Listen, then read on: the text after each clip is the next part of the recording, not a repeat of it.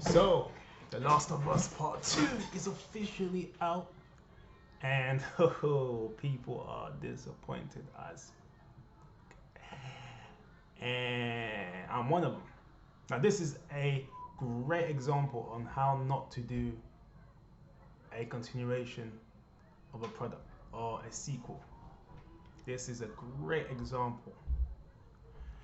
Ooh, Naughty Dogs, man. No, Naughty Dogs. Naughty Dog. Yeah, man. I think you kind of hold up to your name there now, man. Naughty. Yes, the lies, the misleading trailers, all of those kind of. Sorry about the noise, it's the wind. But yeah, all the false advertisements, everything, the false advertising, the whole bunch. Ah, I haven't played the game. I don't plan on getting this game. I mean, from the moment I heard about the leaks, I was ready. I was ready out of it. I was like, nope, I'm not getting this game because the amount of agenda and politics in this game that I saw during the leaks and stuff, I was like, rah, just put me right off, man. We're back to like all these, you know, um, woke stuff being pushed into media. It's still like, and apparently is actually worse than what people thought it was gonna be when the leaks came out. Like when you think about it from a narrative perspective, it's actually worse than what people thought it would be. Uh, Neil Druckmann really shot himself in the foot, and Sony with all the stuff that had happened over the past couple of weeks, man. It's been crazy. Yeah, but like I said, I haven't played the game. I don't plan on playing the game, to be honest, because unless someone lends it to me, then I might play it then. But there's no way I'm supporting this game by like giving them Naughty Dog and Sony whatever my money based on this game. Not maybe Sony as a company can still exist and everything like the PS5 coming out, but Naughty Dog like for this game, if you pay the money, that means you're supporting the game, and I'm not paying that full price for this game. No way. Someone lends it to me, then I might consider playing it, but there's no way I'm paying £50 for flipping Last of Us Part 2. No, no, no, it's not happening. Anyway, so I've seen quite a lot of the online game. Online, sorry, quite a lot of the gameplay. I've uh, I've seen the cutscenes, and yeah, and it supports what most people feared going into this game, or people that were exposed to the leaks. I, like uh, even like last week when the meta schools came out and the reviews from you know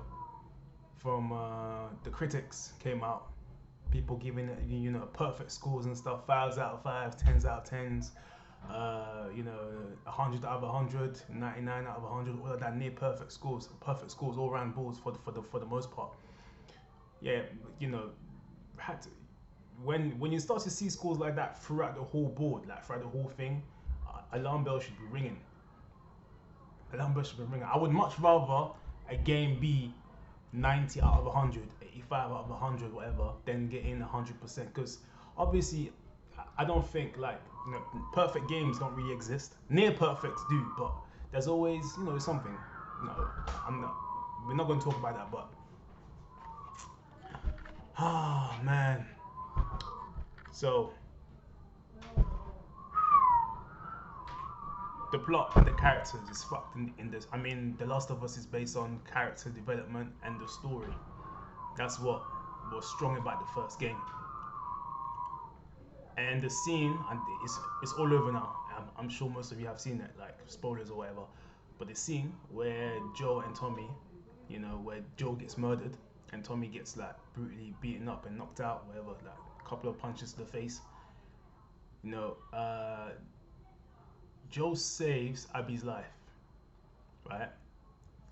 And they take them two to, and Joel reveals himself. He says, "Oh yeah, welcome. I'm Joel, da da da, and I'm Tommy, da da da da." You know, and them saying things like they were acting out of the norm, out of like that's not how they were brought up to be in the previous game. And obviously, there's videos talking about this as well, but it's true. Like Joel in the first game would never have opened up to a stranger he just met. You know, he Joel had trust issues, and same with Tommy. Tommy, like he had a compound or has his compound, it's protected and well guarded. So obviously, any strangers come, then they're bound to have their guard up and maybe start shooting on sight. So there's no way he would have told a stranger just because they both had just saved this girl, or Joel had just saved this girl. He would not reveal to the girl who he is, especially knowing that he's being chased and that based on what he's done in the past, and killed all those people, apparently allegedly killed all those doctors and all the fireflies and all that.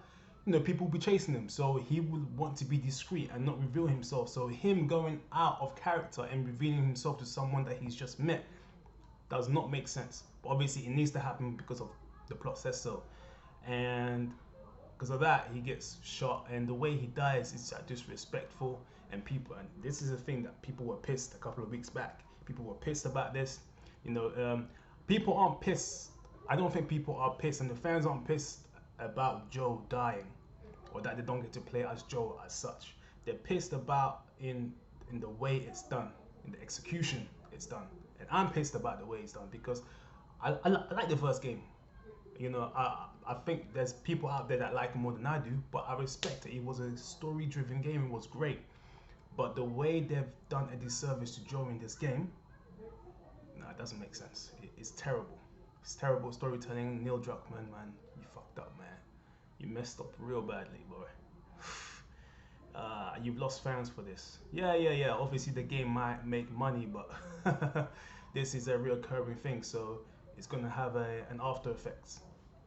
So you know it's gonna rebound on the company. So people are gonna go in now with like guards up now. I think you've lost quite a few fans over what you've done with this thing. You know, so sorry, man. Sorry, it's yeah, you messed up real bad there, man. Anyway,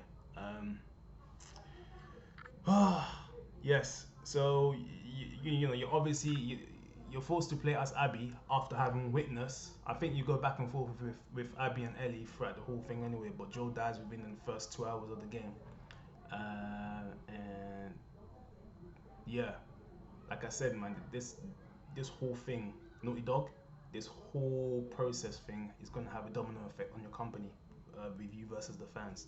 I have no doubt about that. Yeah, you might make money from this game, of course you will, but most likely, but you know, you're gonna have to win back a lot of trust. But anyway, yeah, you get to play as Abby. From what I've seen, you get to play as Abby for quite about half of the game, almost. And you know, you go back and forth, flashbacks and all that. And the advertisement, like they purposely they've done like Avengers on us, using like changing a certain you know, clothing aesthetics to try not to give the story away, where you know where this is in particular in the storyline, or to try not to miss it. For example, a great part is when Ellie has a hand on her mouth. You know, in the trailer it shows that that's Joel doing it, but in the actual game, it's the guy called Jesse. He's one of Ellie's friends, and Joel isn't even in that thing. It's the same environment, but Joel is nowhere to be seen. And certain parts, you know, they've aged Joel down. They've aged Joel down in the actual game, but in the trailer or the screenshots, whatever, Joel is aged up, so that they don't show that, oh, it's actually a flashback. And so we just see flashback of Joel, but not much of Joel in modern time, like what's happening around The Last of Us main storyline. It's all crazy, man. It's just a big setup. They knew what they were doing. From the moment someone says, from the moment someone says, such as Troy Baker says, oh yeah, you need to go in with an open mind. You know, alarm bells should be ringing, man. That's a red flag straight away. What does that mean? What's he trying to say? or Neil Druckmann, I think, also said, "Oh yeah, this story or this game is going to be very divisive." Red flag straight away. He knows what he's done. He knows what's going on. This game is very divisive. I mean, some people will like it, some people would hate it. So he knows exactly what he's done. Man, or him going out and lying, saying, "Oh yeah, nah, you just play as Ellie in this one." Wrong. You don't play as just Ellie. At the very beginning, you play as Joel riding on the. I think you control Joel riding on the on a horse for the intro. That's the only time you get to play as Joel, and then the rest you play as Ellie and Abby. Oh yeah, Abby. He didn't mention that in the thing. He just said you play as Ellie. But we knew when the leaks came out that you play as Abby. But before then, we weren't sure who you played at. You guys remember a couple of years back when the teaser trailer came out? You saw Joel standing in the doorway, him walking through, and then there's body all over the place, and then you can see his gun. Everyone got hyped. Yeah, they're back. Da, da, da, da, da, da. I'm gonna find and I'm gonna kill every last one of them. Joel says, "Sir, you really sure you want to go with this kiddo?" Yeah, I'm gonna find and kill you one last one of them. Thinking that it's gonna be a revenge, some sort of revenge part with them going out. No, no, no, no. It's just Ellie. Uh, man, this is stupid. No, being forced. The way they executed Abby's story, man, is stupid because you get to see her murder one of the beloved characters, and then you're forced to play as her and how she got to that state. Whereas if I reckon, I'm sorry, man,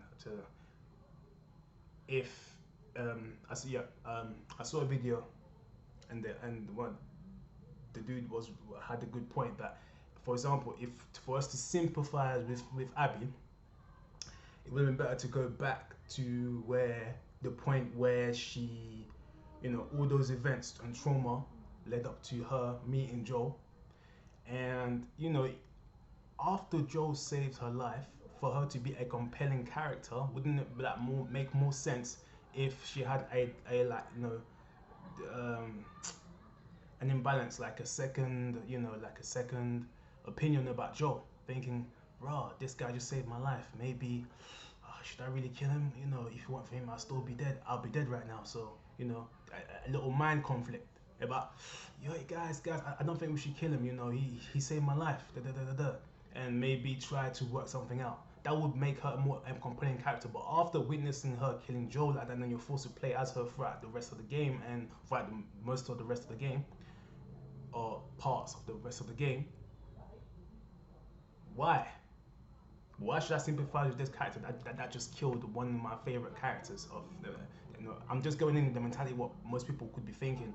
But why are we forced to? If we're not even given a choice, if this was one of those games that gave a choice, and had multiple endings, then yeah, cool.